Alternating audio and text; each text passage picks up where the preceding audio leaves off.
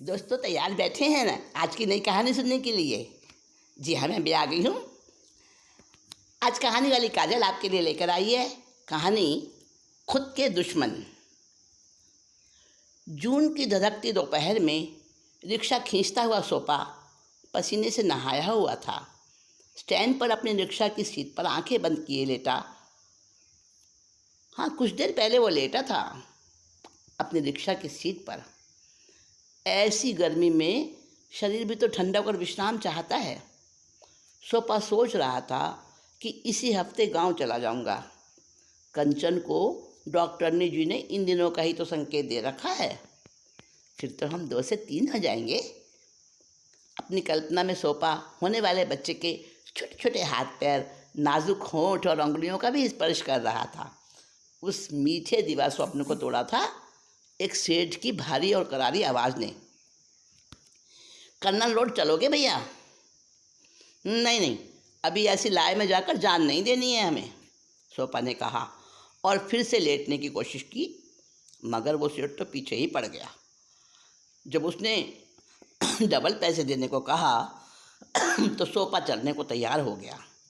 सेठ के लिए उसने जल्दी से एक चिथड़े से सीट पोंछी और रिक्शे की छतनुमा तिरपाल ठीक करते हुए उसके पेंच कसे। सेठ रिक्शे में जा बैठा। सोपा के कई साथी भी अपनी अपनी रिक्शा में पड़े ऊँघ रहे थे। पहले सेठ ने दूसरों से बात भी की थी, लेकिन सबने इनकार कर दिया था चलने के लिए। जब उन्हीं में से एक ने सोपा की तैयारी देखी तो कहा, सोपा, रुपयों के लालच में सेहत से खेलना ठीक नहीं भैया।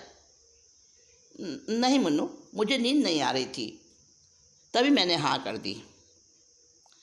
स्वरूप सिंह नाम रखा था उसके माँ बाबूजी ने, पर आज तो वो सामंत खानदान का कुलदीपक सोपा ही रह गया है।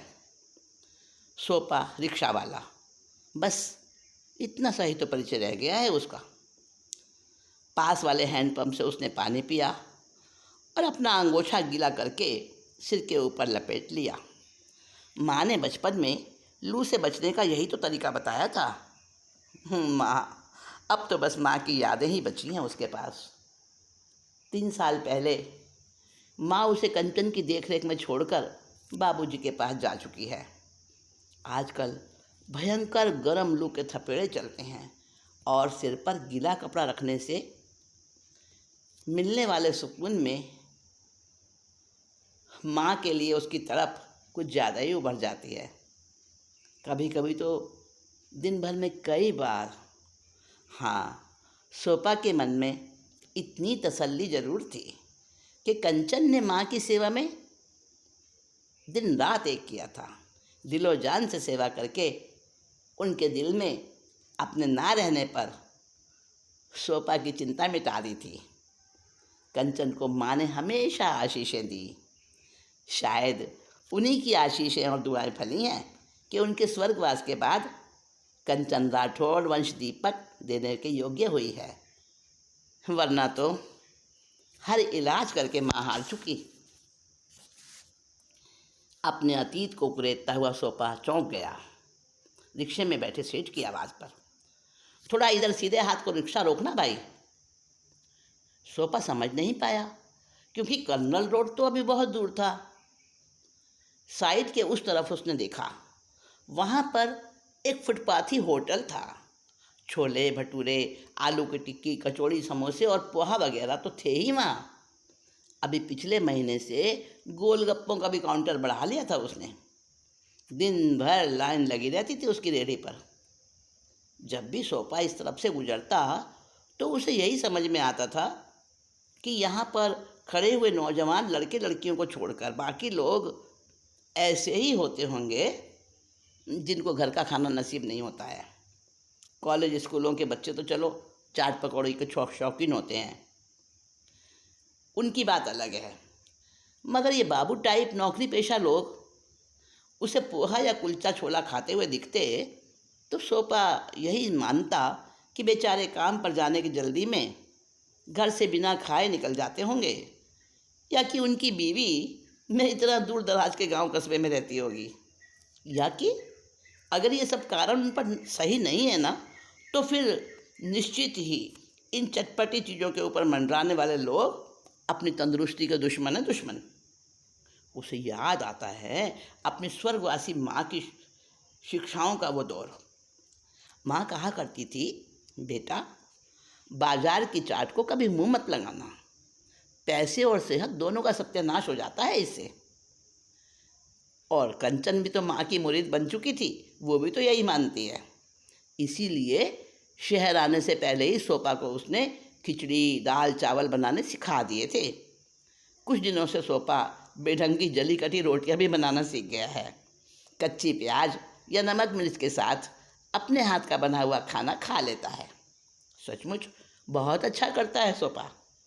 एक बार तबीयत खराब थी, सो खाना पकाने के झंझट से बचकर उसने ऐसे ही किसी फुटपाथिया होटल से 2 समोसे लेकर खा लिए थे।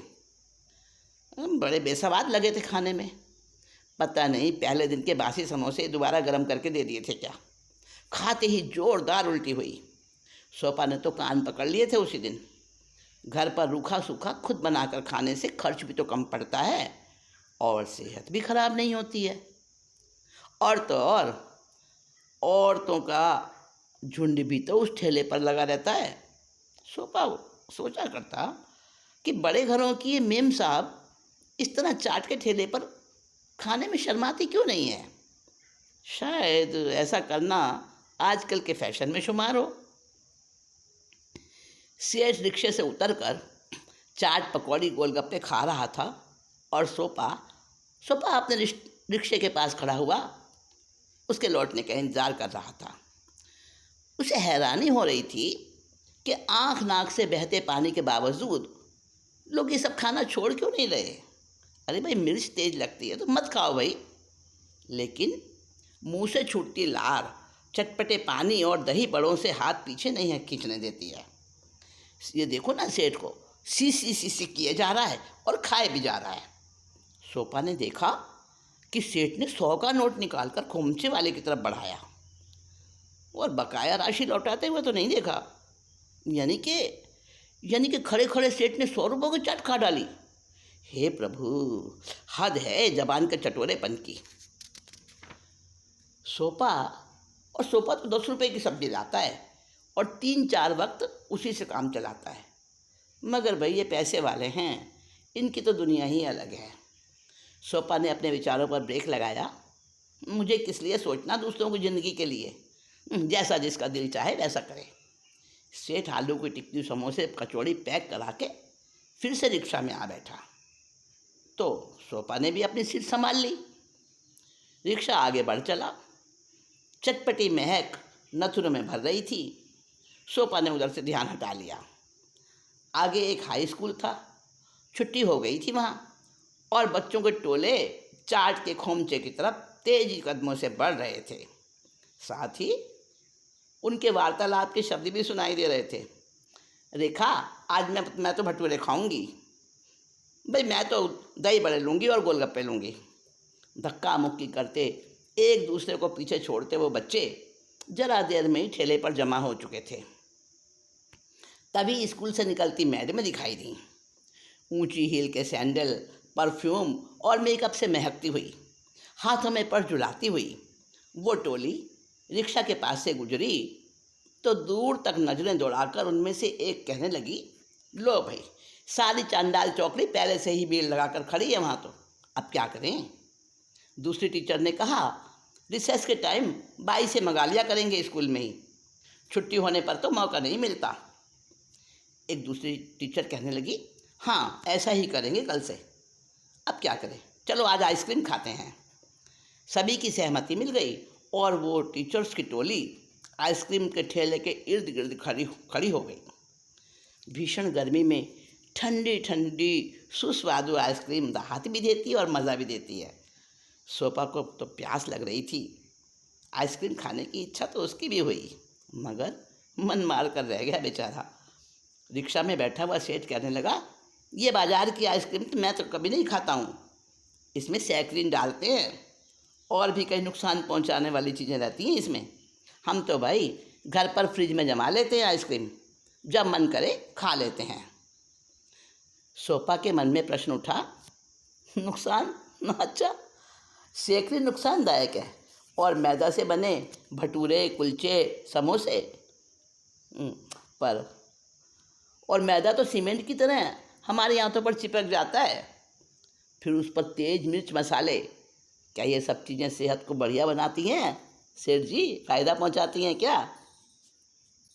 पर वो सेठ से तो कुछ कह नहीं सकता था और सेठ तो अपनी धुन में बोले जा रहा था, मेरा बस चले ना तो जनता की सेहत से खिलवाड़ करने वाले सारे ऐसे लोगों को मिनट में ठिकाने लगा दूं। सेठ की बड़बड़ाहट को अनसुना करके सोपा बोल उठा, दूसरों की बात छोड़ो जी, मैं तो ये देखता हूँ सेठ जी कि लोग अपनी सेहत के खुद दुश्मन बनते हैं। अरे भाई, ऐसी बेवकूफ़ी कौन करेगा कि अपने हाथों से अपना नाश करे? हाँ सेठ जी, बहुत हैं ऐसे, किस किस का नाम लूँ और किसे किसे समझाया जाए? सेठ चुप हो गया। कुछ देर बाद रिक्शा रोककर सोपा ने कहा, सेठ, कर्नल रोड तो आ गया, ये कहाँ जाना है तुम्हें? भाई मुझे तो इस पते पर जाना है, कहकर सेठ ने एक मुड़ा तुड़ा कागज़ निकाला और सोपा के हाथ में पकड़ा दिया। मगर ये तो अंग्रेजी में लिखा है। सोपा ने आसपास देखा और पास के एक दुकानदार से उसे पढ़वाया। दुकानदार ने बताया, गली नंबर 28 तो यहाँ से आधा किलोमीटर दूर है, इसी रोड पर सीधे जाकर चौराहे से लेफ्ट में मुड़ जाना। सोपा ने आकर सेठ से कहा, अभी तो बहुत आगे है ये जगह, आपने पहले सही और पूरा पता क्यों नहीं बताया था? अरे भाई तो क्या हो गया, आगे ले चलना। पसीना पोंछता हुआ सोपा कहने लगा, 5 रुपये और लगेंगे? लगेंगे, लूट मची है क्या? सेठ झल्ला गया था। सोपा चुपचाप रिक्शा आगे ले चला। उसने सोचा कि ये पैसे वाले गरीबों के खून चूसने की फितरत ही तो रखते हैं ना, इनसे अपनी मेहनत के सम्मान की आशा ही करनी बेकार है। फिर वही हुआ जो सोपा अनुमान लगा चुका था। सेठ को उसके स्थान पर पहुंचाने में पूरा 1 घंटा और लग गया था, लेकिन जितना तय किया था ना उतना ही किराया दिया सेठ ने। सोपा ने अपने मन को समझाया ये सोचकर, गरीब का हक मार लो बच्चू, ब्याज समेत जब चुकाना पड़ेगा ना तब छठी का दूध याद आ जाएगा तुम्हें। वापसी में सोपा को वहीं से ही सवारियाँ मिल गईं और बाकी दिन भर भी उसको बिल्कुल भी खाली नहीं बैठना पड़ा। सोपा को अपनी माँ का वचन याद आ गया, बेटा जो सब्र रखता है ना कुदरत उसे बहुत देती है।